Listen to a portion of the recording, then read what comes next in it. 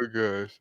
All right, y'all. What's up, man? It's Moby Dick over here. You know what I'm saying? No, what's good, y'all? This is Black Lightning Matters podcast, a Carefree Black Nerd review of CW, DC Comics, WB, and I don't know, CNN's Black Lightning. I am your co-host, Rain Coleman, the Carefree Black Nerd himself, and I have with me today, like I do with every single recording.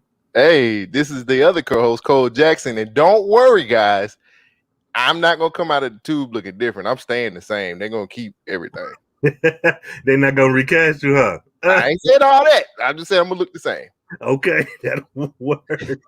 Oh my God! So what's up, y'all? What's up, y'all? We are back for another review of this interesting farewell season of Carefree Black Nerds Black Lightning Matters.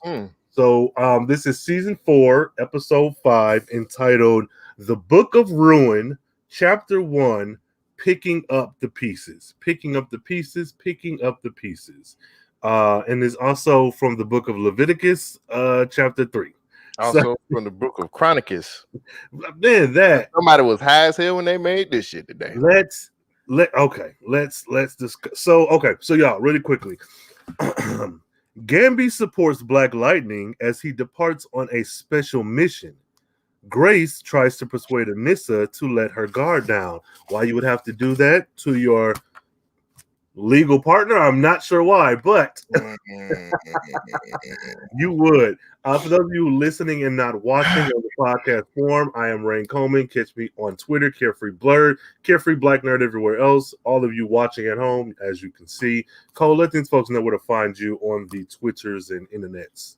If you want to catch me on Twitter, you can catch me on Twitter at ColeJackson12, or you can catch me on Instagram at ColeJackson_BYNK. Yes, y'all. And please be sure to use the hashtag BLMPod when you're listening to this episode, when you're live tweeting, when you're watching Black Lightning Live and syndication on CW, on however you consume your Black Lightning media, use that hashtag BLMPod. Actually, the only time you don't need to be doing that is if you're at the table with your daughter drinking red wine. Don't do that. Yes, that is correct. Don't use the hashtag if you're drinking red wine with your daughter. Yes. So we're gonna jump this episode off with a interesting little clip, and then we'll get into the meat and potatoes, the good, the bad, the ugly, and all that good stuff. So now her energy's in there. How long is this gonna take? Well, it's never been done before. It's gonna be a slow process. With a particle condenser, there's a risk of creating mini black holes, which could dissipate or destroy everything. Okay, so we take it slow. Even if we could reconstitute Jen's body, it doesn't mean... No, I refuse to accept that. Our daughter is alive in there. Jeff, we all want that to be true. But Lynn's right. We have to prepare for the worst. We have to prepare for the worst. That's very well. No truer words have been said because I was not prepared. Okay. So listeners, with that little bit of background and set up there, Cole, let's get into it. Good, bad, ugly, good shit, bad shit. What we got? Well, first of all, we typically do some general thoughts. Let's do some general. What was your general? Pre-production, we kind of had a little conversation about the episode. Say what you said about the episode before we went live. Well, I enjoyed the pace. I enjoyed it. It was in your face. It was back-to-back action like the last episode. I feel like that is exactly what this season needs. I think if we had started off first 5 or 6 episodes fast-paced and then got a quieter episode to sit with all the events, that would have been cool. But I did truly enjoy how fast the episode moved and how many things happened in the episode. Yeah. So I had a plethora of emotions. I joined the live tweeting a little bit later than normal. I was running behind. I had different things to do. But when I actually finally got to watch the episode, it was like excitement, boredom, and then anger. So it moved well. Don't get me wrong. It moved very well. Yeah. I got excited, but that when by the time I got to the end, and for everybody who live tweeted with us, can pretty much when they seen where I put in all caps, you already know how I felt about the end. But it did move things. Moving pieces were there. I did enjoy that part of it. So, you know, man, what a fucking show this was.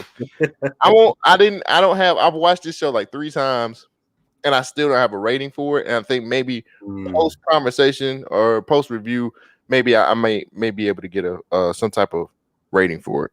Okay. That's fair. That's fair. So what's up? Good. So that's our good and bad. Here, let's do it. Good part. Let's start off with the good.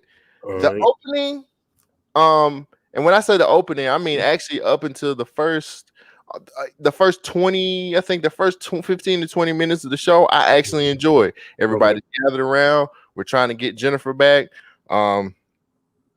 We have some sort of. It's sad that it takes this type of situation for everybody to get together. But I really enjoyed the fact that everybody was there. We're trying to figure out how to get Jennifer back. As cheesy as it really looked, I did enjoy Jefferson having to go up to the what is it called? The eptosphere? The iotosphere, the HBCU Divine Nine fraternity, the iotosphere. That's where she's. I can't believe Jefferson, aka his way all the way up there. I mean, he's like, if Jen can hang out with them brown and gold boys, I can pink and green my way up to space. Yeah, he aka his way all the way up to space, and look at that. Yeah, take that, Kamala. The effects were a little bit cheesy. But I liked it. I liked that whole, even when we got to the point, up to the point where he was falling down, falling back to earth, and people were like, "Oh, Jeff, like wake up," and Gambi was like, "I gotta zap him a couple times to get him to wake up." Like, come on, Jeff. I like that. I don't know why.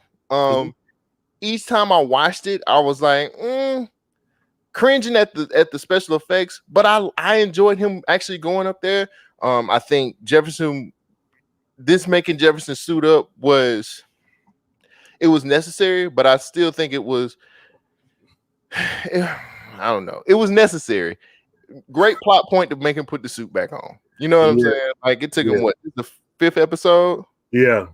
So, I don't know what we betted on, if we even made a bet, but he got the suit back on. So, but I liked that. I liked everything. I even liked when he came back. I liked all of it. I thought all of it was good. I know earlier today you were going back and forth with somebody on Twitter about them mentioning the Flash, but ain't nobody see the Flash. Well, I was of the mindset of, hey, it's a pandemic.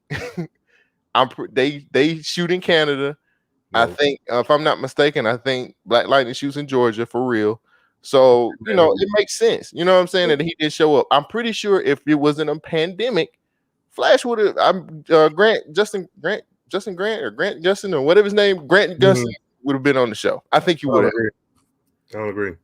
Because they've bullshitted this show forever. Like, this has been the redhead stepchild forever and a day. Like, even with that crisis stuff being half-assed, I don't feel like, and I could be wrong, and you could be right, but with the track record of this show, and not just the show itself, but the way the show has been treated in the Arrowverse, I don't feel like they would have put in the effort. The effort would have been to at least do a FaceTime call, would have at least been to have this man on screen and have some effects of some red shit. Oh, I can't stay. I gotta go. Like, there's things that could have been done. So I don't agree. I just don't agree.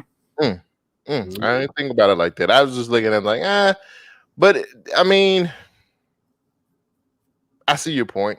Yeah. I was just looking at it like, yo, it's the pandemic, man. Grant Gustin. No, the pandemic was them shooting Tobias and Jefferson in that parking lot on different days or whatever they did. That was the pandemic and working with it, because they were not in the same parking lot. them niggas was on 2 different sides of the planet. So no, that's the pandemic working with you. Nah, they ain't. Nope. Well, how'd you feel about the first 20 minutes? I liked it. I did. I liked the campy, goofy, comic book, even the poor CGI. Like we know we're watching the CW show, so we're whatever critiques we have, I'm not going to be too hung up on the CGI. I mean, just this lightning is a whip at this point, so I'm not mad at that. I did enjoy everyone being together, but like you said, it's upsetting that, or it's unfortunate that it took this. Look at every black movie about a funeral that you've ever seen. Everybody finally get together when Big Mama or Uncle Charles or Lil Kenny, it's a funeral, and now it's family from Alaska, family from Detroit. So that I'm not even as upset about that. I think that it is unfortunate overall, but now that we have all the players on the board, like Tobias said, I'm feeling a little better because now you have to do something, whether I like it or not. Moves have to be made. So I liked it. I was okay with it. Yeah, I thought that was one of the good parts of the show. I think that was one of the better parts of the show. Yeah. My second thing was Jeff was actually pretty good this episode. I thought that Jefferson Pierce actually did a very good job as a father. I think him suiting back up again was a good thing. Even the whole thing with him and Lala, I love that scene with him and Lala where he was like, "Yo, when the killing gonna stop, bro?"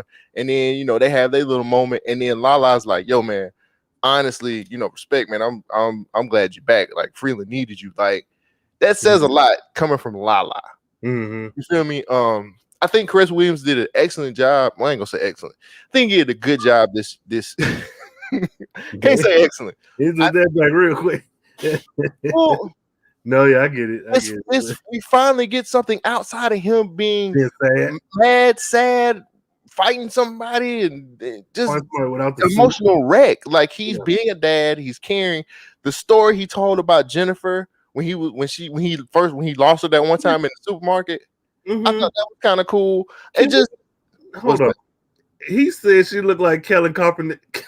He said she was looking at Colin Kaepernick, the body. He said she was like, look. I was like,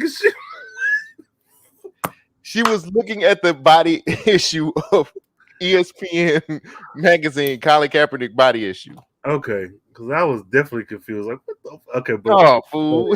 Go ahead. But I think Jeff, I think Chris Williams did an excellent job this week, and I think Jefferson Pierce was actually a good character this week. Yeah, really enjoyed his. I just enjoyed his different emotional things. I liked him being in the suit. I like him being Black Lightning. I miss that. I think I can speak for what the other characters were saying. Yo, we miss you, bro. Like, come back. I'm glad you back. I enjoyed him being back in the suit, going in there, kicking people's asses and not getting his ass whooped for a change. I mean, if nothing else, I'm gonna applaud that because this fight can't win nothing. So all we needed was a too big cameo. Yeah, him and too big. Like, you're back. He's like, I sure am. And then they could have high-fived. He's the guy. Yeah, I agree. I did like Jefferson. I mean, he said and did some shit that I was like, man, what are you doing? But my biggest issue with him is him and Lynn. Why are y'all still arguing like kids? We ain't got to the bad yet now. Oh, yeah. Okay, no, I'm sorry. Yes, I enjoyed seeing Jefferson not moping around. I enjoyed that. Yeah. And I enjoyed it all. I just feel like Chris Williams, this was one of his better episodes. This is Jefferson Pierce, one of Jefferson Pierce's better episodes. Yeah. He actually AK'd his way up to space. You can't ask for nothing more than that. He ski-weed his ass all the way up to space, and I can't be mad at that. And I applaud him. He's very divine. Yeah.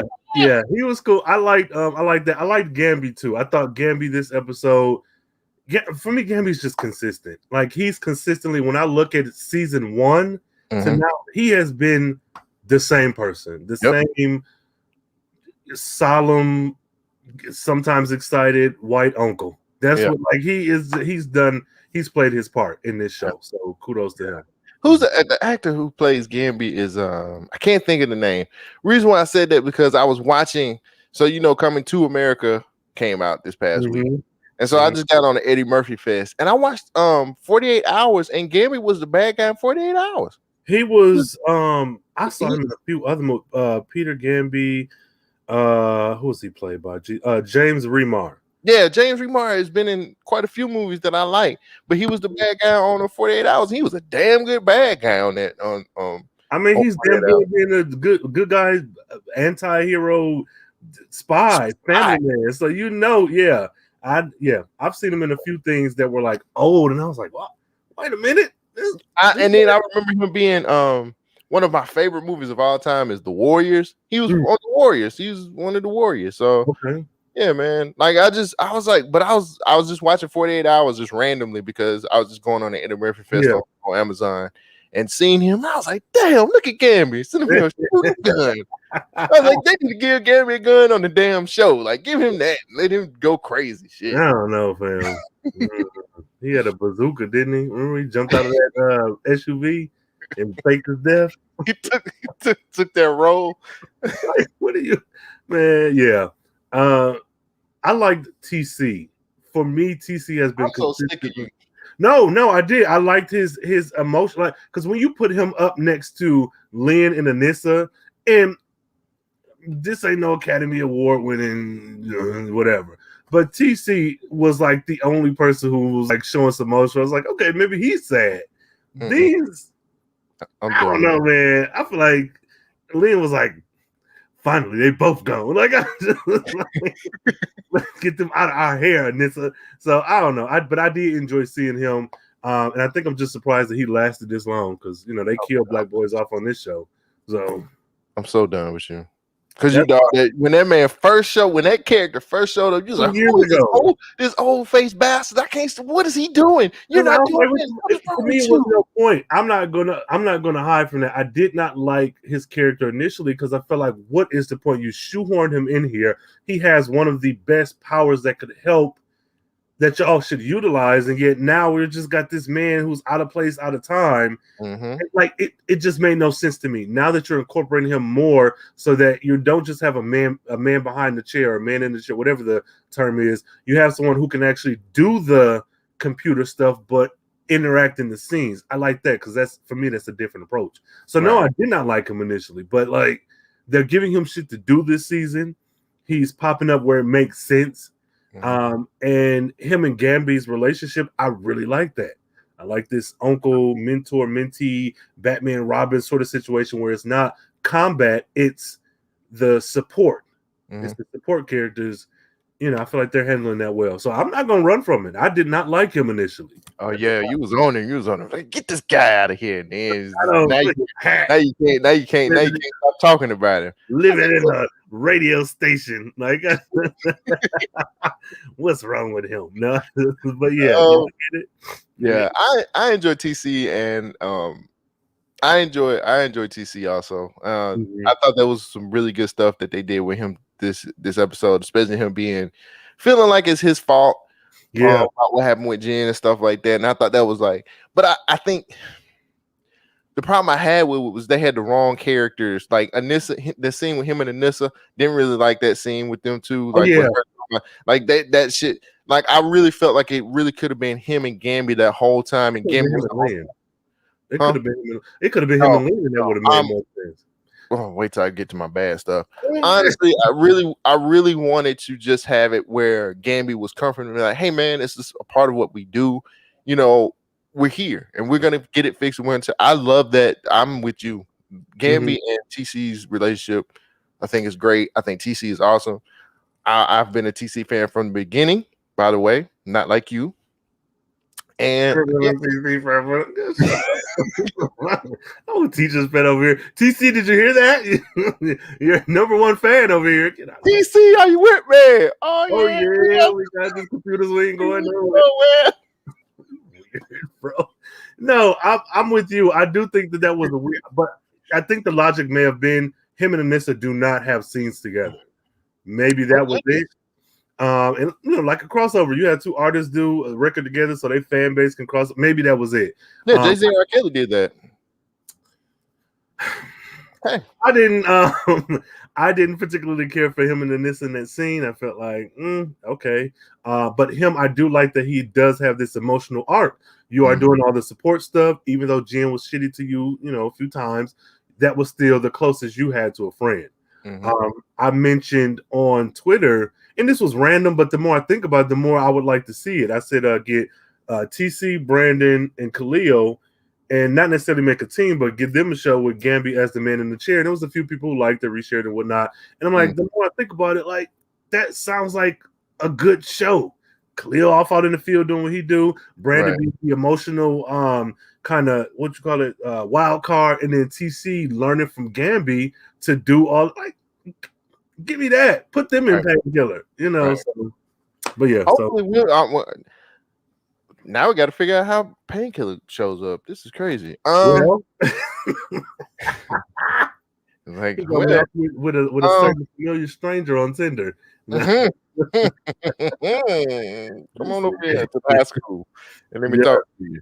My last thing, I only had 3 really good things from this episode. And this should come as no surprise to anybody. Will Collette, Lala, and Destiny trying to set each other up. Very good. That was really, really good.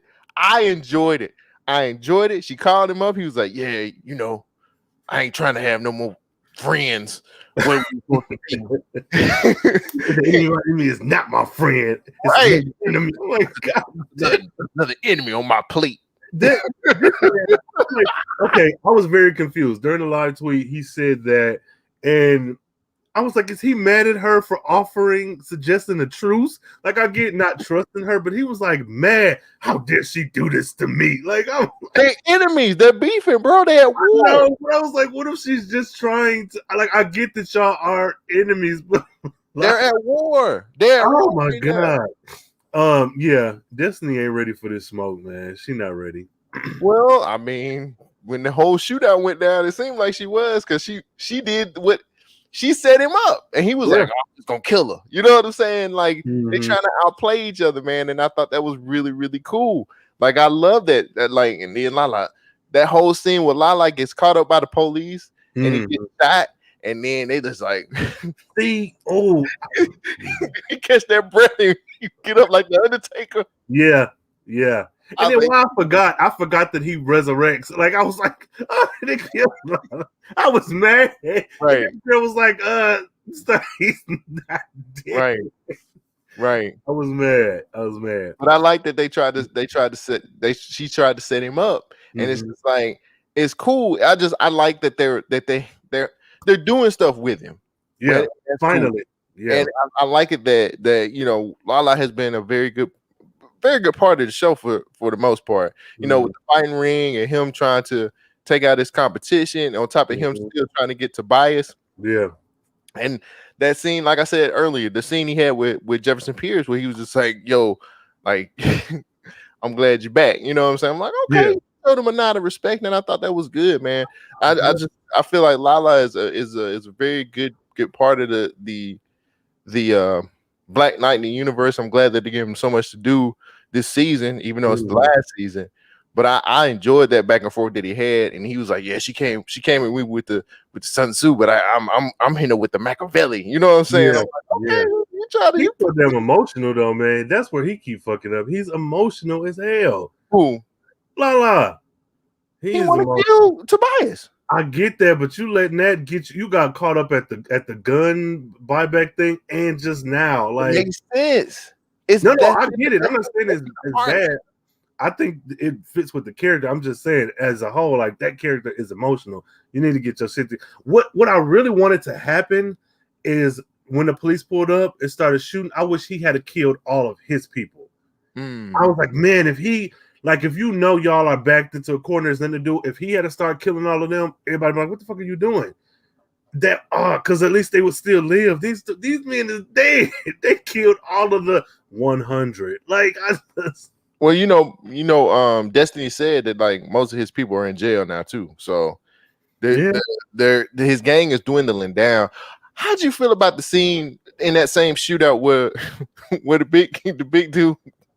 He was like, I can't breathe. He was like, yeah, because you're fat. He's like, no disrespect the dead, boy. I was like, we could have not used. I didn't really like that per se. Like, I think they could have kept that one. What you think? Yeah, it's black folks got enough stuff going on. They didn't. I think you could have just had him be out of breath. That could have been it. Right. You know, like, yeah. I don't know. It wasn't. I mean, I see what they were trying to do. Keyword trying. But like y'all could have like, because I don't like Devontae being the butt of any joke when he has been really consistent since he first appeared in that damn white facility where he was like, "Oh, I'm not a meta." It was like, Devontae, yes, you are. So no, I think and then especially with him, somebody with his body type who looks like one of our family members, like I don't like he's been consistently the right hand man for a reason, apparently. A damn good one. He's messed up a couple times, but he's been consistent. He has been good. He has been giving back. Like he's the one who Lala is not going to kill. Like let me not say that. He's the last person I would expect Lala to kill, and he's the closest to a confidant. I don't know. I mean, he's a big dude, yeah, but like that has never been an issue before. So why make that some type of joke? I don't know. You know, they was trying to do the George Floyd thing, basically. Yeah, but it's kind of it was actually, to me, it was in bad taste. I really felt like they shouldn't have did that. Like the actor, aside from the show, the actor, like he's been working his ass off just to be the butt of a joke in this. And you could say it's sensitive or whatever, but it's like I don't see the point of that, especially when you hadn't been doing that before. Yeah, like dad had been like, "Oh, nigga, you need to lose some weight and you'll be the 100, I don't know, whatever." But now it's like, all right, that's your homeboy Tupac Shakur, whatever his name is, Hakeem Shakur. What Sean Shakur. Shakur, whatever his name is. Black ass name, yeah. And I can't wait to fight him. Because if I see him in the streets, I'm fighting him. I can't stand that character. I just don't like him. Don't like him. Why not? He's terrible to me. I don't like how he put too much. This is too much. It's too much. Boy, that's because you fat. Or I didn't ask for this. I didn't ask to do, like, shut up, man. Get out of here. He's being consistent to me. It's like they don't know, because the first scene with Black Lightning in episode 1 or 2 was like first episode.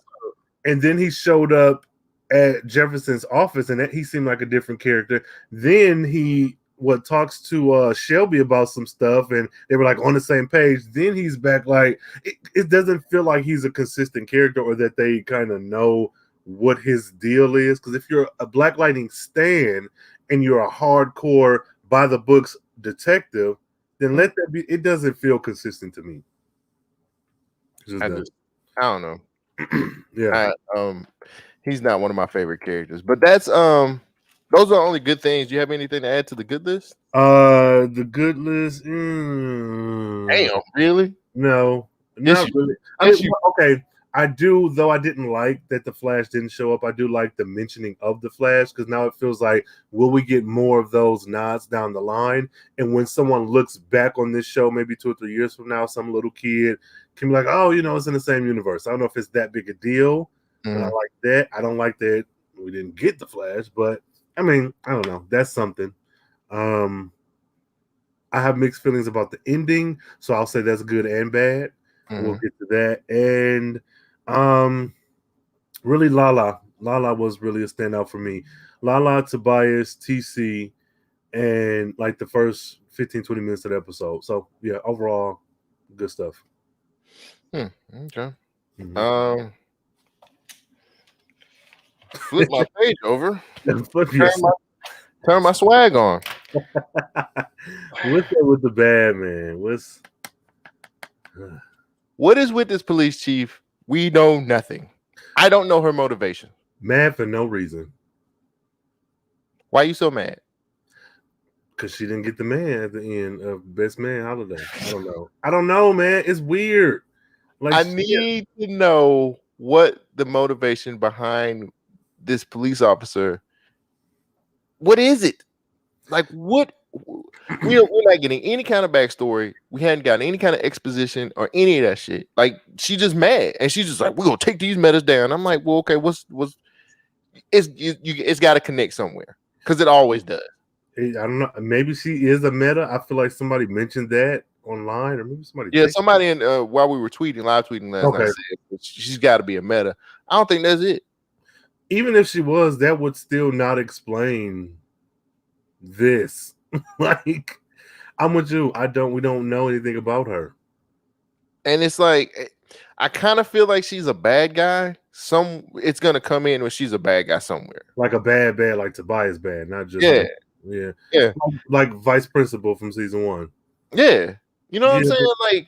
Like maybe it's something somewhere that they haven't really gave to us yet. And I'm waiting on them I'm like, give us some kind of exposition or give us something at the end. Like, I hate going to The Flash for this. I hate going to other CW shows because it's not really fair. And let me just say this: we have enough black writers on this show to understand how to give us what we need to give us some background on some of this stuff. Sometimes at the end of The Flash, we get a nice little post-credit scene or one last scene where we kind of see what the bad guy is up to. Like, why can't we get that with her? Like, I want to know what her motivation is of trying to take these metas down so bad, because she's clearly mad. The scene that she had with Shuka Shakur, or whatever his name is, Shakur. like, he's like, yo, I don't want to be a part of SWAT no more. You know what I'm saying? Like, I don't want to kick doors in for like this dumb shit. And she was like, you don't have a choice. You know what I'm saying? And I'm like, well, you're not gonna get what you want because they're not even giving us next week on. So like they're giving us the bare minimum, just what needs to be given. You're not gonna get that. What do you feel about the police, the police chief? I'm gonna feel the same way because I feel like on one hand maybe the anger is directed at Jen, but if that's the case, it feels pretty late in the game. If her whole angry chief thing is based off of the mayor being killed, I get that, but at the same time, she was mad when she got hired. I ain't never seen a black person. That's what I'm saying. Why'd you give me this job? No, but no, I get that. That's what I'm saying. I don't understand. Either they're not doing a good enough job, or they're really setting us up for a big reveal. Because I don't understand why she's mad either. And now she's mad at Jen and also the Tipton, what's the thing? Whatever, the white lady with the blonde, she's mad. Like, I don't. And then why are they singling out Jen when there's like Black Lightning? Though he haven't been there in a year, you still had him, and you also have Anissa. Like, I feel like there's too many. Yeah, there's so many metas running around, like y'all say. Why are we focusing on Jen being this public enemy number one? That's what I'm trying to understand too. Because beginning of the season, that's what they were saying. Like, yo, like we having problems out of these gangs and out of these metas. They just running wild in the streets. Lies.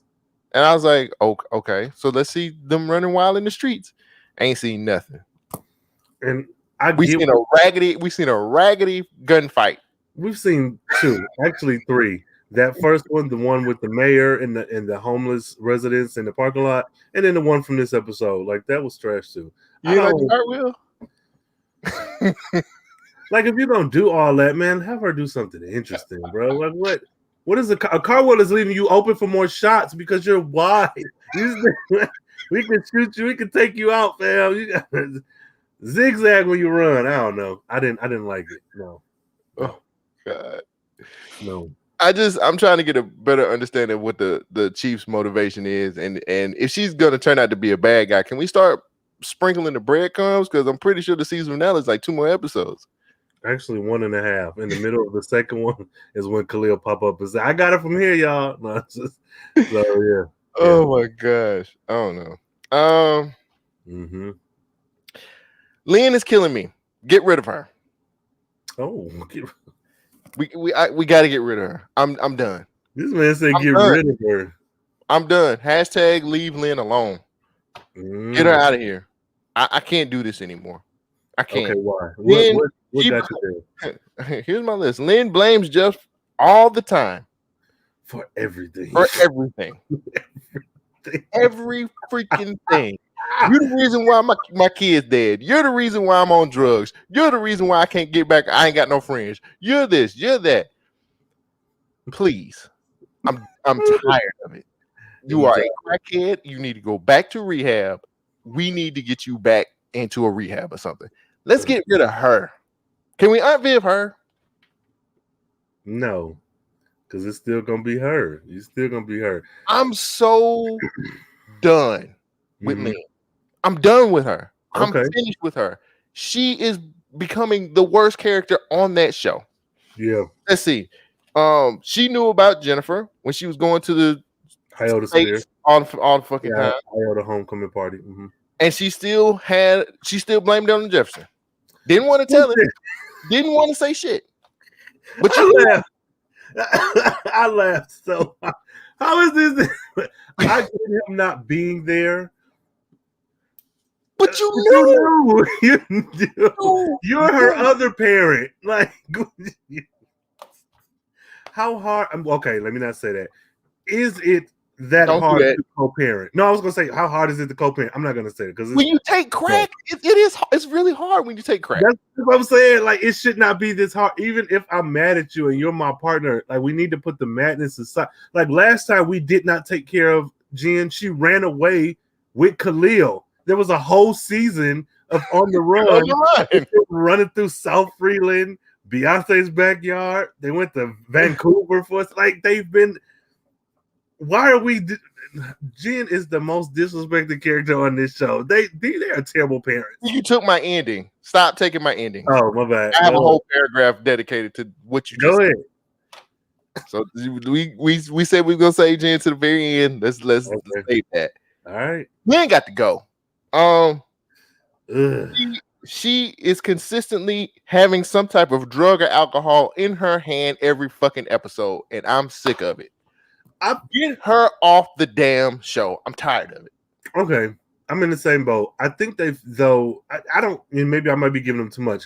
I feel like they are almost trying to do the like Olivia Pope thing with her, like this, put together black woman, scientist, very bright way. But no, I say that, but I feel like the show has done so much damage to her that her with a bottle of wine does not read the same as it would have in season 1. So, but I could just be grasping at straws. No, you're right. It feels like they're trying to, because every episode is an argument that we've had in season 3, and I'm sick of it. I'm with you. I think the actress is doing what needs to be done. Christine, right? Christine. I think so. Yeah. I don't like what the show has done with the character, and that's what's really making this unbearable. Everything cannot be this man's fault. I don't care if he is a Greek god who lives on Mount Olympus. You are also the other parent. So you do what you can, and then you get with the co-parent and say, hey, this is what's going on. You missing your friend, sure, but you got to clean that shit up. You live in the same house. Y'all woke up together last episode. Like, kind of hard to not tell a nigga something when you sleep with him every night.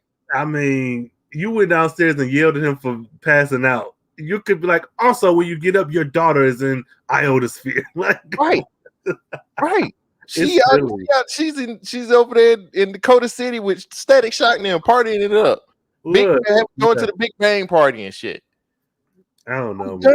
I'm done with this character. I'm done with Lynn. And here's what really pisses me off too. And I put this down on my paper. She was a very prominent black woman in the first few seasons of this show. And to see where she is right now and not being helpful and being what she is now, it's really a damn shame what they've done to the character. They've really drug her through the dirt. And for what? Like, if you were going to give her that green light addiction and like it speak to even people with, in a certain tax bracket can still fall victim to this. Sure, but that wasn't even it. Like, you just got her playing fucking I don't know, whack-a-mole with these damn powers. Just like it's and that was convoluted because are the powers also the green light addiction, or is that separate from the green light? Like, I don't know. It's too many things going on with her that takes away from what she was in season 1, which was the best version of herself. And the thing is like, with this being the last season, she doesn't really get a redemption story. This could have been her redemption story this season. Since this is the last season, all you had to do was write her a redemption story. She went through all of that stuff last season in the 3rd season. This season could have been something way better, and she could have we could have ended the way we started. Yep. Where she could have probably cured cancer or something, or cured something this season and helped all of that stuff. I'll tell you what would have been much better with the Jefferson and Lynn bumping heads. If we did the 1 year time jump, in the first 2 episodes, she was in a rehab facility with her own kind of supernatural dealings, and he dealt with Henderson in this sad guy way for those 2 episodes, and they got out and went to therapy. That would have made more sense, because now I feel like, okay, for a year, now she's clean. He deal with his demons. They still argue a little bit, talk to the therapist get them together. Yep. Boom, we get this episode. It would have given you time to have her own separate story. Maybe even meet a homegirl like, hey, girl, I ain't got no friends.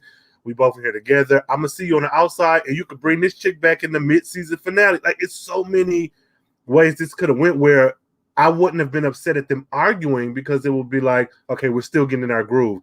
Now this feels like all y'all do is blame each other you blame each other, keep secrets, and then apologize. That's all you do. That's toxic as hell. Anissa is better at relationships than y'all are. And that's saying a lot. We about to get to that. Yeah. I mean, I'm ready. I'm just done with, they've taken this very prominent black woman down to crackhead level. And she's just like, I can't even have a glass of red wine. Like, you're an addict, ma'am. You shoot up powers, ma'am. You were just a green light, ma'am. Yeah. And where's the therapy sessions at? They got rid of those real quick. She's like, nah, it's too much. The lady said, y'all ain't paying me enough. I know you Black Lightning. I'm not stupid. So I don't know. Anissa Pierce. That's really all. That's the tweet. I'll see y'all next week. That's the tweet. I never liked her in relationships. Anissa is terrible at relationships. I don't know why. I don't know why they've written her this way. Because when Jefferson and Lynn were good, they were good. From first season, even the foreplay with the powers, they were good. When Khalil and Jennifer were good, they were good. It was an age-appropriate romance. They know how to write believable romances. Why is Anissa not doing right? I don't know. What is her character? How do you look, Rand, I'm kind of used to living by myself. So sometimes people put walls up. So it's kind of hard for me to be able to try to like do this whole relationship thing. It's not a thing. And it's if you are see, what's pissing me off now is that the show is trying to make it seem like they just met. What? Like, you can't erase the last 3 seasons just by saying, oh, I'm putting walls up. Baby, you had a year to put them walls down. I've been in a coma for a year. You send my shit to storage. You get mad at me because I want my stuff back. You ignore my phone calls when you're having issues with several family. Calls. Phone call, plural, capital S, italicized, bold, underline. And you then get to the house and I'm like, oh, baby, I got walls up. What the fuck? We're supposed to be. Why does that makes no sense that the first person she didn't call was Grace? Your whole family is right here. Why did you not call Grace right away? Get to Gambi's quick, please. I need you. What is Anissa? That's the tweet. You tell me. I'm unhappy with her. I am. I'm very unhappy with her. You shouldn't have to. First of all, having a conversation with somebody that you've married and be like, well, you know, I've been so used to being single for all this time. You know what I'm saying? So it's like I got walls up right now. But then why did you get married? Where was this conversation when Grace popped back up? Was it last season or the season before? Where was this conversation when y'all were first talking about getting married and y'all were so happy and she met your daddy and all that? Where was this conversation? See, why I really don't care about Anissa is because when Grace was going through hell and back on her own, and the one thing she asked Anissa, and I don't know it verbatim, but it was pretty much, Anissa, promise you won't hurt me. Right. She said that. They were sitting on a bed after having sex because Anissa manipulated her into letting her back in because she thought Gambi was dead. So when Grace had her walls up, rightfully so, you give her hell and manipulate her into accepting you back, but she can't have a chair, some comic books, a piece of clothes, and I am used to living by myself. I have walls up. What part of that don't you get? You can keep saying it. You can keep. That's not going to make it true. That's not going to make it a lie. My wife doesn't understand that I have walls because we're married. Your wife, who you married in a hospital bed, 2 weeks ago, and still ain't told your family? They did not just meet. They are not new lovers. Everyone knows them and knows them together. Like, what is this show? Did they think we got amnesia over the years that we've been like? What is going on? What? I don't like. Why did they get married? And then, but here's the kicker. It's like, look, honey, I'm going through some stuff, and you just got to be patient with me. No, I don't. And then Grace is like, okay. That's the other thing. You are a Gambi cave, babe. What is the point of Grace? That's the follow-up tweet. I'm not about to sit here in this house by myself while you are out. She did. But like, she serves at the altar of Anissa for no reason. She has nothing to do. It's like a sim or something that's just waiting for you to turn the game on. Right? And the funny thing is, what's really crazy? Her, I did a little background looking at her character in the comics. Her character in the comics is badass. No, like, for sure. She ain't nobody you want to fuck with. She's like 6'3" and like all muscle. She at Amazon, right? Like, Grace ain't to be messed with. I don't know. I feel like Grace, when we met her, she owned a gay bar. She liked comic books. She had her own. We didn't see other side characters in her life. She still felt like a fully fleshed out character. Right. Like, they had the little party at the bar. She was flirting. Like, it was. I don't know who this Grace is. Right. This is the scroll. Like, there's no. Who is this one-dimensional? I don't know, puppet. She ain't shifted once. Like, she ain't doing. She's wasted.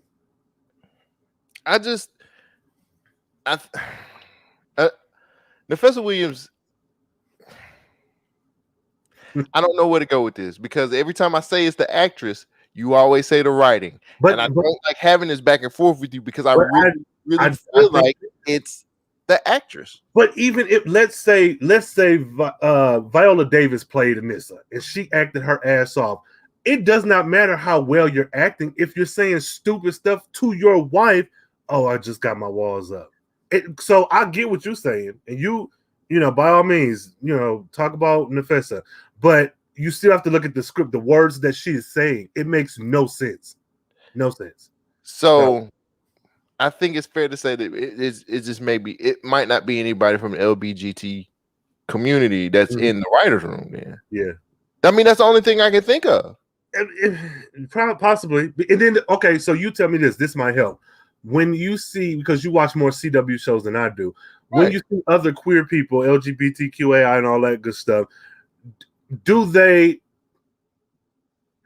their relationships and their interactions, is it better than Anissa's?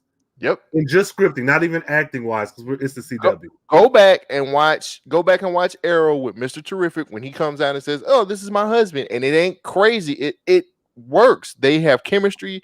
You're like, okay, they're a married couple. Or you can actually use the example of the former police chief in The Flash. He was a gay man, and you get to see his husband, and they work. You know what I'm saying? I think it's a scene where I think the police chief, I think he gets hurt, and his husband comes, and he's like, "Oh my God!" Like, those are two, especially Mr. Terrific. Mr. Terrific is a black gay man with a white husband, and it worked brilliantly. I have my thoughts, but yeah, no. Okay, so I wonder, because I don't watch CW, I don't watch CW shows like you have. So if you said that, so even if you think the actress isn't doing a good job portraying Anissa, we still can't ignore that this is abysmal. Like, I really want any queer people, specifically women in films who deal with other women and female presenting. Charge to my head and in my heart if I'm not saying everything correctly, but I would like to know, is there an allure or excitement behind Grace and Anissa? And is it just face value of two beautiful women portraying two strong lesbian characters? Or is it because it can't be the relationship? It ain't even that though. They have no chemistry with each other. Even when they argue, they have no chemistry with each other. But see, I feel like in season 1 they were better. I don't know if these actresses though, like I don't know, but I feel like season 1 was just much better. I'm probably gonna get some heat for this one, but I'm gonna go ahead and say it now. I really feel like Nafessa Williams is really trying to act like she is a. You get what I'm saying? Like, just the way that she emotes sometimes, just the way that her scene with Lynn, and I was like, you know what? Is she just trying to be like a dude? Well, you get what I'm saying? Like, I hear you. What makes me disagree is that, and I'm gonna put this disclaimer out. People act how they act. I get what you say. In a heteronormative space, she does come off as the more, I guess, masculine of the two, between her and Jen. And I do see what you're saying. What makes me against that is that I don't think the actress is doing a good enough job. Like if it was an actress who could do the more masculine presenting, sonly role, I guess, for lack of a better term, then yeah. But that could possibly be it. But that still doesn't change that she's still not doing a good job. And she's a horrible.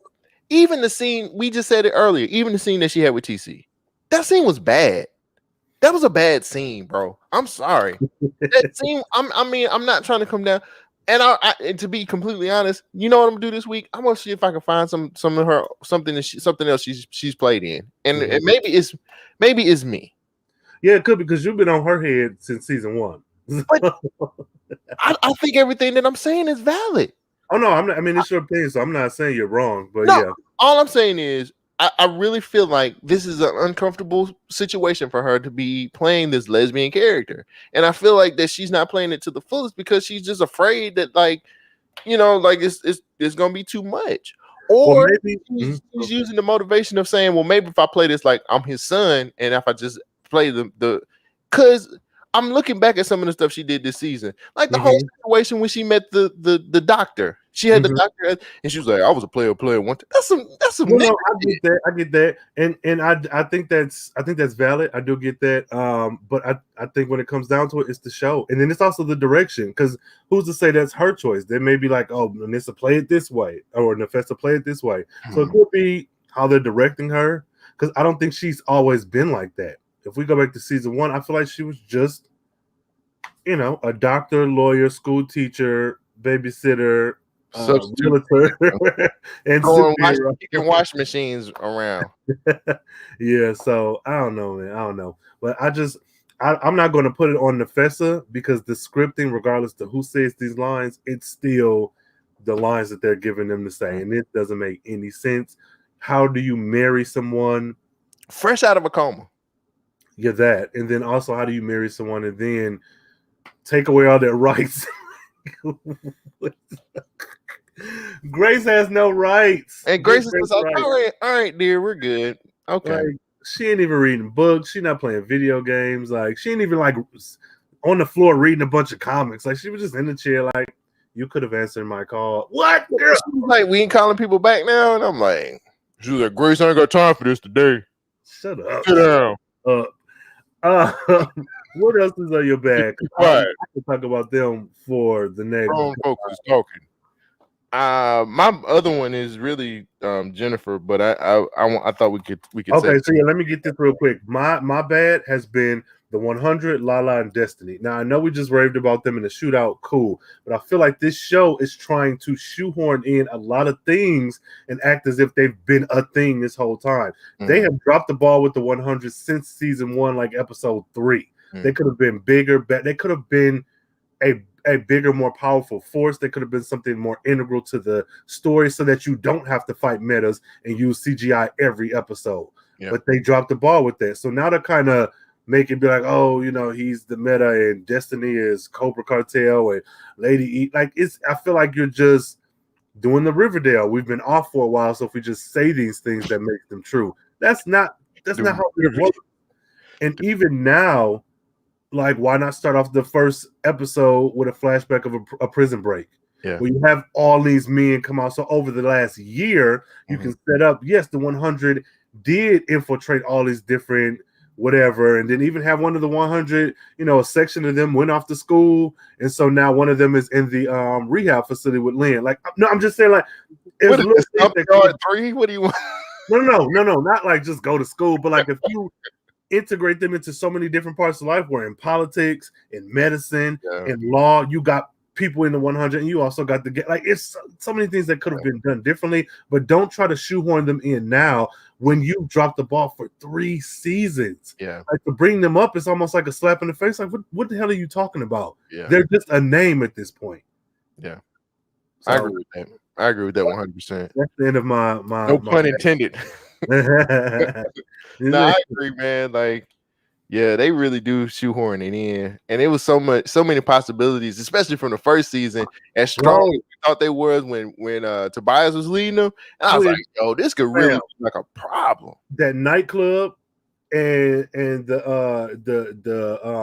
motel where they kidnapped those girls and made them do sex work, like that was it was intense, but I just knew they were going to be this big. Like, when you say war, I really thought we was going to have a war one of these seasons with the 100 just. You didn't see the shootout? Watch Mr. You didn't see the shootout? You ain't like that? I saw the shootout. That's like, yeah, I saw that mess. So yeah, nah, man. I'm cut that 100 talk out, man. So that's all my big bad. But oh my God. Come on. You want me to hit the You want me to hit the You want to do that first? I mean, how you want to do it? Yeah, let's go ahead. All right, y'all. So before we get into Jennifer talk, for those of you watching, we're going to play a little clip, and then we'll come back and it'll put context to the conversation. Those of you listening at home, use your imagination.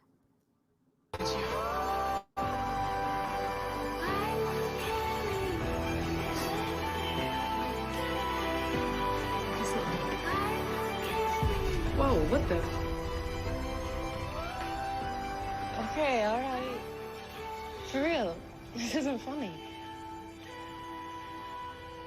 Seriously, why are you looking at me like that?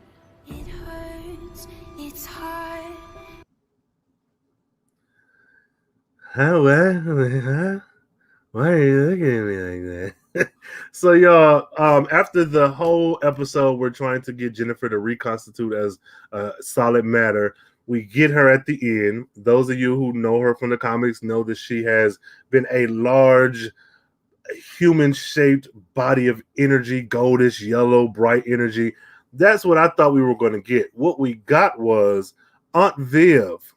We got a switch out, or a My Wife and Kids Claire switch out. So what you heard was Anissa opening up the capsule and seeing not Jen, but a dark-skinned black girl with locks, who is now the new Jen. And Cole, how do you feel about this development? Every time I see that, I get mad. Why? Let me read you what I said, man. Okay, come on. Jennifer's character has been the most disrespected, mistreated child character since season 1. She has been treated so wrong. They've treated the character wrong. I feel like, and I know China McClain says she was not going to be here for the full season, but I feel like that's disrespectful to her. I feel like that's disrespectful to this character that we followed for the last 3 seasons. I feel like this is just plain, straight up disrespectful.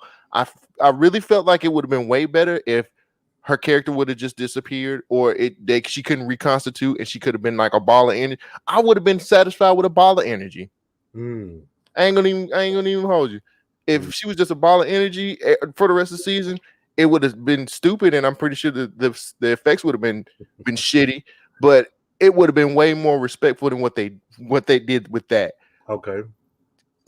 This character has gone through losing a friend, her fucking. Oh, She's yeah. been the most compelling, one of the more compelling characters, and to be completely honest with you, one of the better emotional characters that we've had on here. We've gone through Jennifer sitting on the roof smoking weed. We've gone through her with pain, the whole thing with her and Painkiller. Yeah. We've gone through her finally getting her powers. We've gone through Perina. all of these things we've gone through with her. And then y'all kind of like, y'all just give us this? Like, come on, bro. Like, that's just, I don't feel like it's right. And I feel like it was just one of the moves where they just had to figure out something to kind of, I guess, make sure we had a character there. But I hated this. I thought this was one of the worst things that I completely hated it. I thought it was shitty. I thought they could have really just, they could have wrote a character out. Yeah. The way that she went out last episode would have made sense. So do you think that, because I want to say, and this may be just like something I didn't came up with in my head, but I feel like she said she would be like in 6 episodes. So do you feel like I don't recall how many? Okay. All right. Because I was gonna say, well, maybe they'll switch her back out at the end, but I don't know. Even more disrespectful. You're disrespecting the people who. Let me say this: it's not hard to love. I mean, it's not easy to love this show. It's not easy to love this show. I'm dead ass. I'm with you. It's not easy to love this show, and we have done this podcast since the very beginning of since episode 1. And for you to do the fans of the show who are sticking through this even throughout through the finale, that's fucked up to me. I just think you could have wrote her out a different way. So what are we supposed to do now? Be distracted by this new actress. Like that's because I mean, of course you have to wait and see, but I am of 2 minds. So I'm with you 100%, but I'm also of the mind that, okay, if you were going to switch her out, this should have been handled differently. All them time she spent on the news and reclaiming her time and narrative and this and that. In the comics, this woman ain't never changed complete bodies to another person. Right. So where you could have shown some flashbacks over the years where now this is something new that she's able to do so that you ease us into, and it could all be by accident. Like, I go up too high and now, I look like the last person I saw. You could have, like, if you're going to make it work, I think because it doesn't feel like care was put into what to do with this character, I think everything you said stands. Yeah, she has been the most disrespected. Now, recasting her and having this girl, I don't know how long this girl's going to be here. I didn't even look up the actress. It was a bold move. I don't think it was done well. And now maybe it served its purpose. It got people talking. And I want to see, what does her relationship with Khalil look like when he pops up? Will they interact? That's the first thing came to mind for me.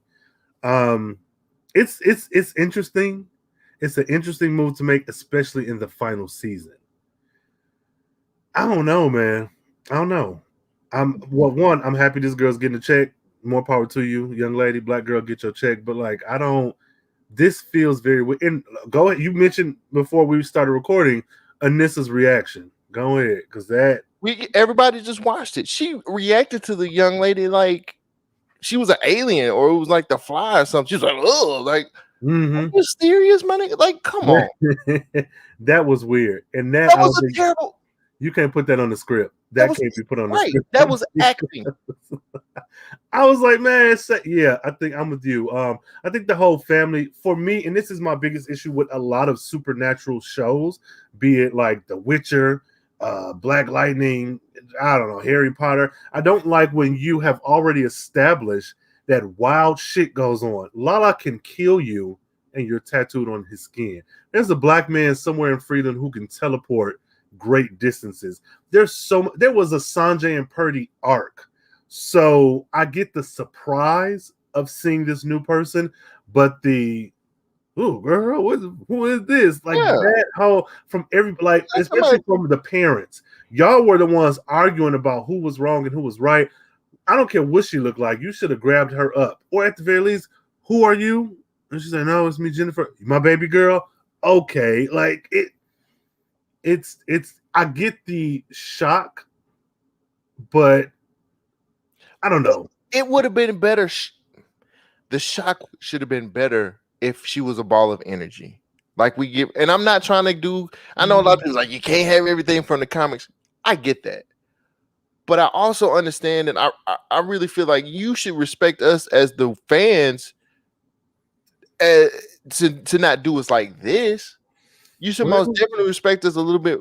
Just respect China McClain. You know what I'm saying? A little bit more because she has, out of everybody in this damn, out of this damn show, she has been consistent, and her story arcs have been. Was it season two? We raved about her. She had the best storyline. She had a great storyline. Parents treating her like shit. She's like, I'm gonna run away. We on the run, and it was good. You know what I'm saying? Like she did her job. She has always her character has always been just disrespected, treated wrong because she's the youngest child. Like, oh, just put Jennifer in a room while she's figuring out her powers. Like, just do that. Yeah, you know what I'm saying? At least on Superman and Lois, Superman flies his son to the what's the name and try to figure out his powers. They just lock her up in a room. Shit. Yeah, no, I'm with you. Yeah, Jennifer has definitely been the most disrespected character on this show and has gotten a lot taken from her. And this has hopped from one person to another. Yes. She has had Khalil ripped from her so many times. Like the emotional stress. And this she's a teenage girl. Keisha gone. Still ain't found Keisha. Look, Brandon ain't been back. Like it's yeah. So again, I'm happy that this young lady is getting her check. Again, get their check, girl. Be in every episode. But I'm with you with the way that they handled that was very.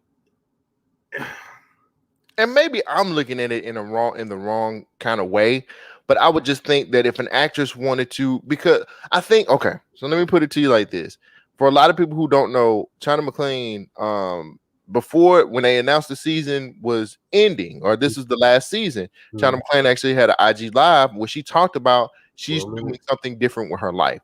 Yeah. She wants to do, she's like, yo, I'm meant for something different, which is spiritual. And more, she's looking more on her spiritual side of things. I completely respect that. You have to respect somebody who is like, yo, I'm finna give this acting stuff up for a little while because I want to live in my purpose. And just seeing, I just felt like maybe the writer room could have just wrote her off the show. We don't really need a Jennifer this episode, this season anyway, because she has no storyline. She hasn't had a storyline. The only storyline was I'm fighting crime, and then I go up to the stratosphere, get recharged, and that's it. Yeah, they could have wrote her off. Actually, if they only had her for a limited amount of episodes, they could have sent her away to a boarding school for a whole year, and then had her come back at the end when necessary. And so yeah, no, I'm with you. But I do. A part of me likes the recasting because it's something different. But the issue that I have with it is this is the final season, and that alone makes me side with everything you said. This is the final. It'll be different because it feels very much like the role of Jennifer will be now played by such and such. Like it feels like that old school drama of it all. But with this being the final season, again, I think it just speaks to how the show has been handled, especially last season when they were shoehorned into this crisis event. So, I don't know, maybe they're just making the best of what they got. I don't know. So, this is not really a bad thing. I know sometimes, because I know we're running over a little bit, but sometimes we like to make some points. So, one point that I wrote out is like, why is the CW mishandling this show so much? Because it's black folks. Like, why is this show so mishandled? This is black folks. That's like the only thing I can come up with because Nancy Drew doing what she needs to do. Riverdale is terrible and they have 400 seasons. Like and not even terrible. Like if you like it, sure, but there's no denying that the continuity and the stories are completely off the wall and not all in a good way. So what other reason is there? Like, and then you're in Atlanta of all places, like. But this is not setting. I don't want to watch Painkiller after this now. What could they possibly bring in? What can Painkiller bring in? Send him to Vancouver and let him be officially part of the Arrowverse. That's fucked up, man. I don't know, but that's what they would imagine. Yeah. This show from the very beginning has not been a part of the CW verse. They said it from the very jump that it wasn't a part of the CW verse. And then they want Arrowverse, I should say. Fuck it, that's what it is. And then last season they finally integrate. They just let's just put the nigga in. Let's sprinkle the nigga in, and let's see what he can do in Crisis. And he didn't really do shit. You know what I'm saying? So we'll sprinkle him in to just make you black people happy. And then we don't even get no more. Don't nobody come to Freeland and holler at him and nothing. Like, he had a whole connection with the Flash. Flash didn't even holler at this nigga. He just like, hey man, whatever. I'm going to talk to Vishan now. I ain't got time for your shit. You know what I'm saying? I'm just tired. I mean, I'm glad that it's the last season, but I'm pissed off because they just don't respect this show enough, and they don't give it. And then the thing is, it's like, I don't know if y'all know this, but Black is selling right now. Like, Black is selling hard. Talk to Disney. Disney will tell you, ethnicity is selling right now, my nigga. You need to buy in. Shut up. I mean, they know that because this show came out when Black Panther premiered in 2018. They haven't respected it or cared for it enough. As soon as they seen what happened with Black Panther, you know what they should have did? We got to get this integrated into the Arrowverse ASAP. We need this. We need to get this shit integrated. We need this shit to be popping because black people know what's going on. Yeah, but they know that they have, because just by nature of being on CW, you have an audience that's going to watch no matter what. So they didn't have to put Karen to this show. And I'm sure there's other things moving around, whatever. But as fans and as an audience member, you can see when something ain't right. And this show has not been right since season 1. And for that alone, I don't know how well you can end season 4 when your track record has been season 2 and 3. It's just off the rails and haphazard. So I get everything you're saying, and we've been here together since day one, but like, I don't see it improving. I like the pace. They're giving us pace. This last episode, they gave us a shocking reveal, so that was bullshit. I feel disrespected, man. Like, all I'm saying is, I've been with this show we've both been with this show since the very beginning. But for y'all to pull some shit like that, man, come on, bro. Like, y'all could have I just felt like I should have just wrote the character off the show. She had no storyline anyway. Y'all was using her sparingly. Just let it go. Like, find some other, like, you could have introduced like Static Shock or somebody and put him in the show for the last season or whatever the hell you wanted to damn do. It just pissed me off, man, because it's just like, now they're gonna drag this. I'm glad that this young black woman is getting a check, but I also understand that like she's probably gonna get drugged through this whole season with some bullshit ass acting. That's whack. Yeah, I'm hoping that she doesn't suffer the same. I think Iris West got like shit for the first couple seasons of The Flash, like with her being like a race bent character or whatever. I hope this actress does not deal with that, because you're walking onto an already established set. I don't know how the other fan base of Black Lightning acts or operates, but I'm hoping that this is a pleasant experience for her at the very least. So. They're just gonna plug her into different scenes. That's it, man. Like, she's not. I would like to be proven wrong. Let me just say this. I want to be proven wrong. Okay.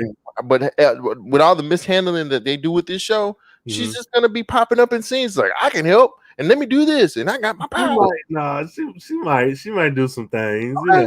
Okay. Like, she can't go to school. Like girl, who are you? She can't go to school. So there's that. Yeah.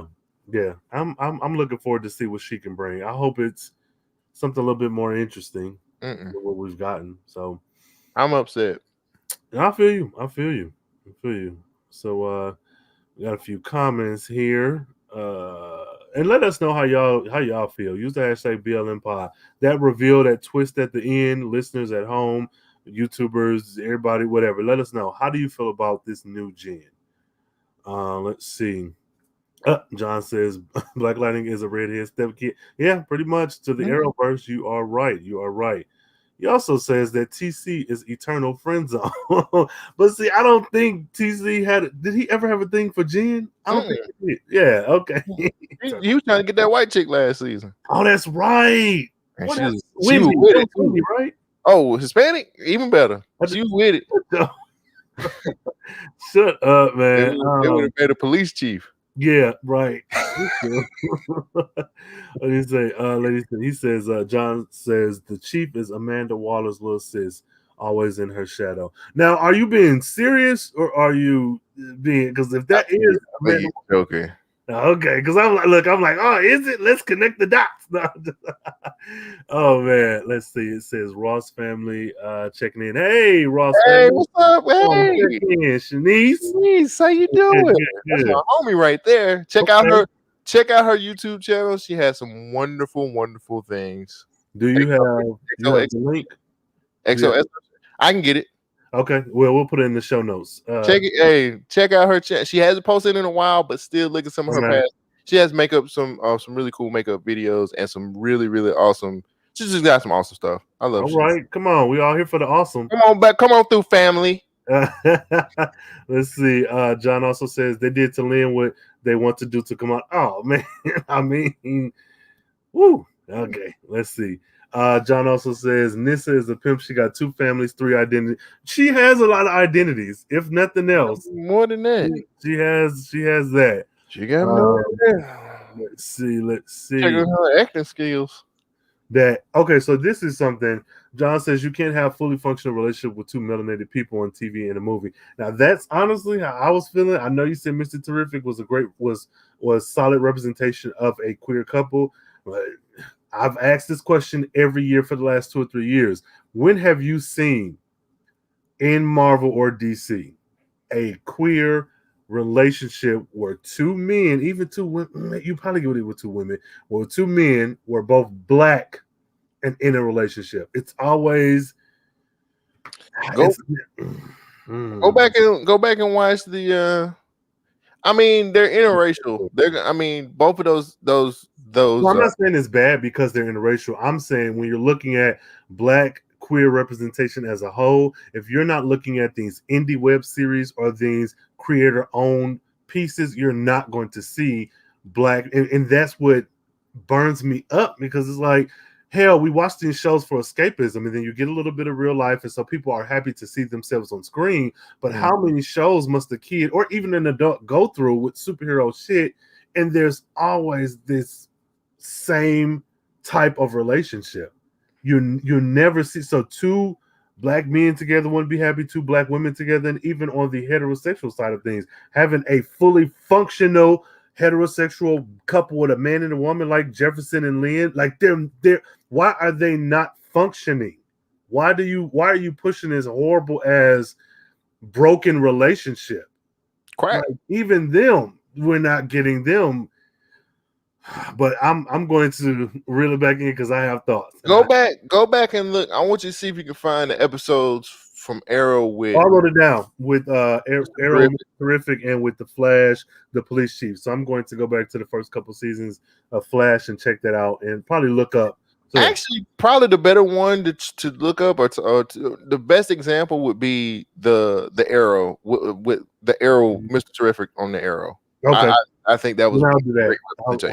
to me. Yeah, because I don't know. It's just at this point, it's fucking laughable. Like, you see, but see, as a black person, you get so used to, at least of a black person of a certain age, growing up watching so many pieces of programming, dramas, comedies, cartoons, whatever that does not represent you.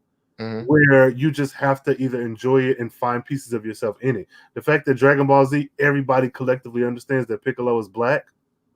It's like that's what we have to do to see ourselves in it. So that's why I get so frustrated when you have characters like this, especially when Anissa and Grace, I'm fine with it, interracial love who you love or whatever, but when you keep having certain images pushed into the forefront and then things not even done well, this relationship is shitty. Season 1, she was with that black girl, that light-skinned black girl. There was no reason for them not to be together. Why did they split them up? They didn't say the girl cheated.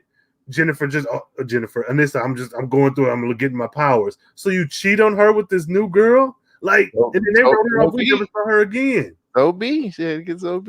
Man, even that was, but I digress, y'all. See, it says the CW gonna CW. You look, they gon' you right. Let's see. Okay, John said respect fans. You tripping, Cole. This is a black show. No, man, we deserve to. If we stuck with this show from the very beginning, I think we deserve to be respected. Man, and I think what they did with China McClain's character, I think it's a travesty, and I think it's wrong. Now, with that, John said that he read that China was held on set all 3 seasons straight diva. What I say is, I don't care. Mm-hmm. I don't care because you kept her. You could have wrote her out sooner. I don't know if she had a contract for 3 seasons or what, but I don't care if she went around setting everything on fire. You kept that girl, and she did what she needed to do in every season that she was in. Mm-hmm. You know, that Tyler Perry School of Acting, Daddy's Little Girls got her right. See, it says they didn't even include my man's in Crisis. Right, like he was an afterthought. By the way, Chris Williams fly on up to Vancouver for about an hour. No. An hour? I mean, 30 minutes, 45 at most. Yeah, if that. And then see, it says Chris Williams as Black Lightning made me give a damn about the character, just like Arrow, but CW is just the wrong place to have these shows, which is so weird because for me, I hear what you're saying and I do agree, but if they can get this police brutality right all the time in every single season, why can't you get the other aspects right? Why is it constantly the police killed this man, and then Tobias hired this boy and killed him, and then this other person, like, why is that right or realistic, or you're getting the beats with that, but not with everything else? Go ahead, Cole. Question: isn't All American like one of their top rated shows? All American is, no matter how you feel about it, it's acted consistently, it's written consistently. I'll say well. It comes on right before Black Lightning. Like, this is the TGIF of CW. Do they touch on social issues? Man, when I tell you, they had the one chick who's privileged, she's a mixed girl, who's the main character, her daddy is his, whatever. Like, they're cool. They had an episode where a Karen kicked them out of a ice cream shop. Police pulled up on them, pulled guns out, and then they addressed her privilege as though she is a black girl. She's a privileged black girl who was able to go through having a drug habit, go to rehab, come back out unscathed. She was so affected by the social stuff that she dealt with. She started a podcast about police brutality, about the difference in certain classes of people. Like, they touch on a lot of stuff, and I don't watch All American until the season is done, so I can binge through it at my own pace, because that's not a show I want to wait week to week. Right. So, but yeah, no, they can do it on there, but they can't do it with this show, with a superhero. Man, I don't know what to tell you at this point. Black Lightning is a diversity hire. Well, all I'm saying is, from my understanding, as far as looking at the ratings and the top rated show, apparently All American does very well in the ratings, and apparently All American does very well on Netflix also. Yeah, I think when the pandemic first hit, I think one of the top stream shows was All American. And I'm like, well, do they even tell? I've never watched one episode, but it looks like I should.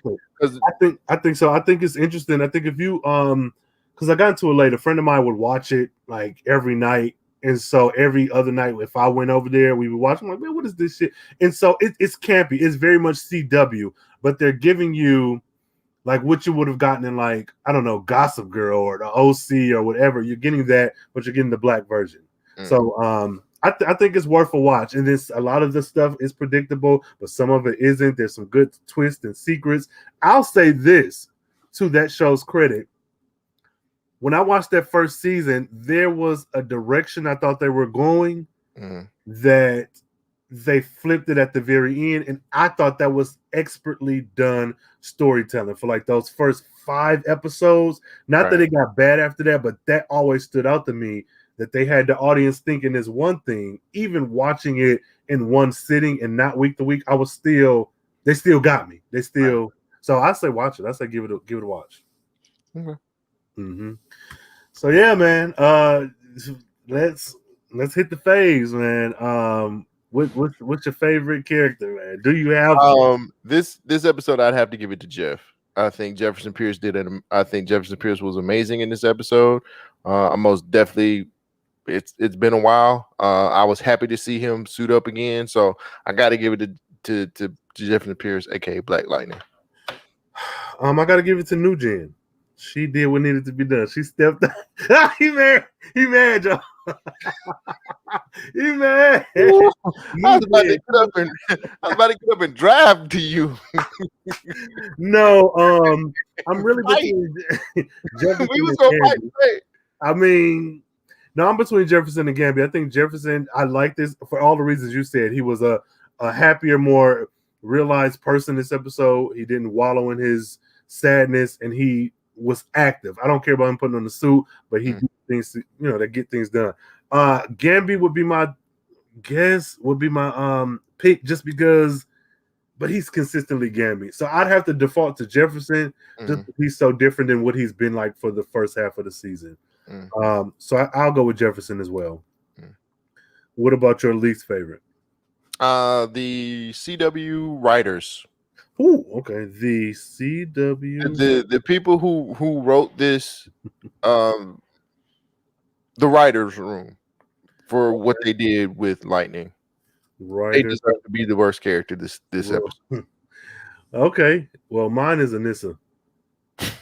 I'm sick of, she's a terrible partner. She's a terrible wife. She's terrible all around. She's so terrible. She let the two big crime bosses leave. She captured them and then sent them away. She's terrible. No, I don't like her. Them your peoples. That's your people. No, fam. It's my dad dead. Well, these innocent dead, and you still got to put up with your sister. Nah, fam. I'm not. No, fam. No. What do you rate out of 5 lightning strikes? What do you rate? Even though I was really ticked off about the end, I still can give it at least two lightning strikes out of 5. Okay. It was enjoyable, but some of the motivations aren't there, and the end just really pissed me off. Okay. I'm at 2.5. For all the reasons you said, but I think for me the ending, though we share the same views on it, I'm interested to see what they do with it. Now come back next week, it could be a 1, it could be a 0, but because we did get that reveal and it sparked a lot of emotion, and a lot of talk, like as soon as it happened, I think that I gotta give them a little bit more. That's just how I feel. Yes, everything you said earlier, but this new, it feels fresh. It feels like something different. And even if you're disappointed at how it's executed, I'm just interested to see, how do you follow up this? How do you give us a whole different person? Didn't even cast a kind of similar light-skinned girl, same height. No, she is the complete opposite. Hair, she's got hair. She's dark. She's a darker skinned young lady, and probably taller than she looked taller than this. Yeah. So yeah. So that for that alone, I have to give them that extra push, because I'm like, what are you going to do with this now? But like I said, next week it could be different. But that's what I have. 2.5 lightning strikes. So just wait till I get recasted next week. We should get who want to take over? I need a light skinned Carefree player and a dark skinned Cole Jackson. Oh shoot! I'm gonna get recasted next week. Watch. No, for real. Like I just you might. Yeah. No. So yeah. So I guess let these folks know where to find you, support you, and if you guys have anything to say to me as far as like what I said about the whole situation, you can most definitely follow me on Twitter at ColeJackson12, or you can see me on Instagram at ColeJackson_BYNK. I also have a podcast that comes out every Tuesday. It's called the Government Name Podcast, Your Checks and Balances of Social Commentary. And just, tweet me, man. Tweet at me. Our live tweets are lit. So yes, they are. Yeah, do that. Those links will be in the show notes. So listeners and viewers, check those show notes, and you can find Cole Jackson's podcast and his social media handles and follow him, rant, rave, agree or disagree over there. Keep it on the playground. For me, Carefree Blurred is my Twitter handle. That's the most immediate way to get in touch with me. Carefree Black Nerd on all other social media, as you can see down here. And if you want to email me, carefreeblacknerd@gmail.com. If you got a little bit more long-winded conversation for me, let me know. And yeah, hit us up on them live tweets. The pregame is every Monday, 15 minutes before the show airs. It's 7:45 Central, 8:45 Eastern. Then we go right into the live tweet right after. And then you meet us back here the following day, that Tuesday, 6:30 Central, 7:30 Eastern for our live review. So, that being said, guys, stay carefree, stay nerdy, stay geeky, and then stay out the iota sphere, or don't party with the iotas, because you might be recasted in your family once you do. So You gonna change? you is. They change. All right, y'all. And do you want to ride with me? Do you want to ride? All right, y'all.